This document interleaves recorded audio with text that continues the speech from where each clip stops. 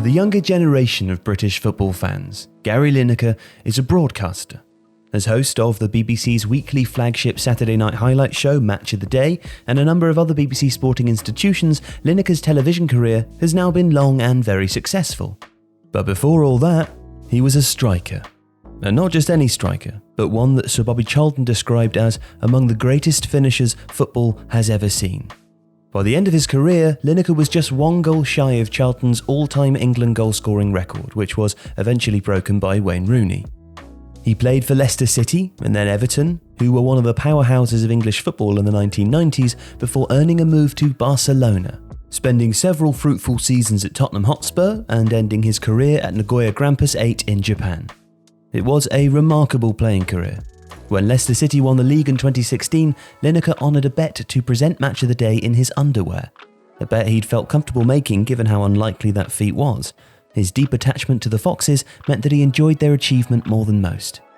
He was born and brought up in the city and joined the club in 1977 after leaving school. A year later, he was in the first team, as Leicester sought promotion from the old second division.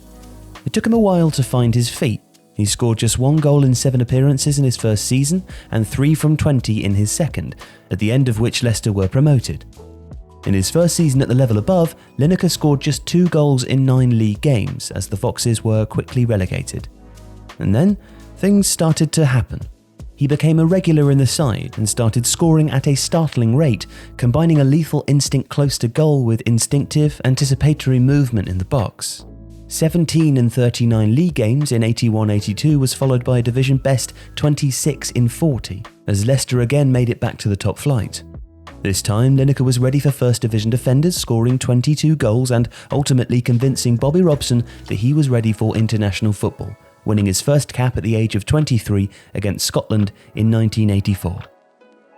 During 84-85, his 24 goals saw him finish the season equal with Chelsea's Kerry Dixon as the league's top scorer.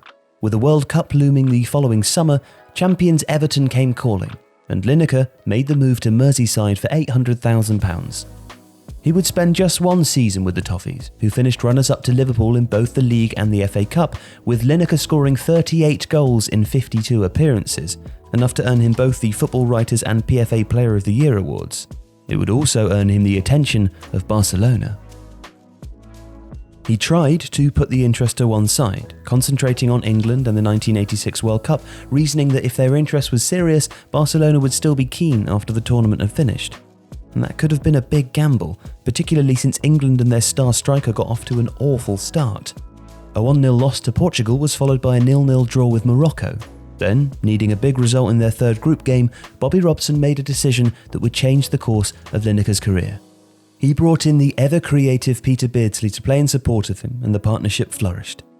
A Lineker hat-trick against Poland in the last group game saw England qualify for the knockout rounds. 2 more followed in the second round, with Beardsley getting one of his own in a 3-0 win over Paraguay. The new-look attack invigorated the side.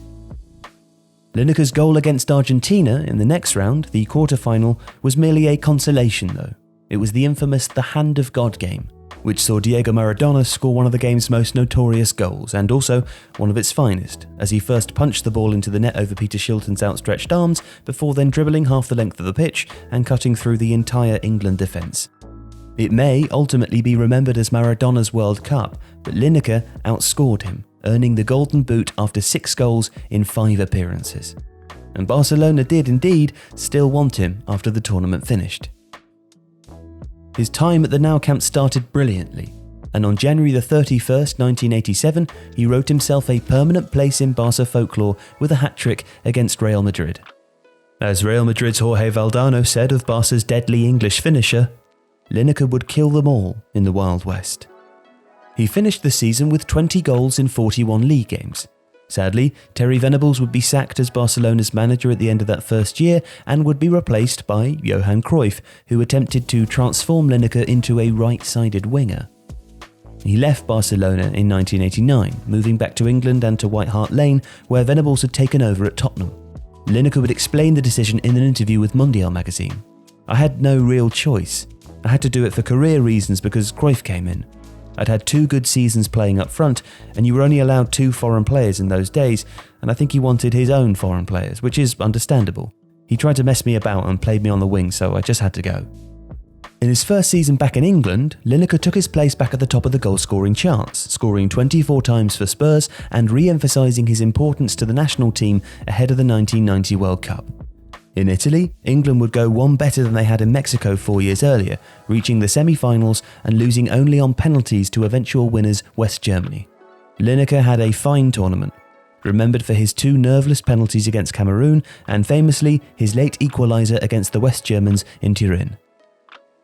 At the end of the following season, he helped Spurs to an FA Cup, scoring a brace in the semi-final against Arsenal, 2 of the 19 goals he scored in all competitions. And the following season saw him back on top form, scoring 28 league goals, his best since his 30-goal season with Everton in 85-86.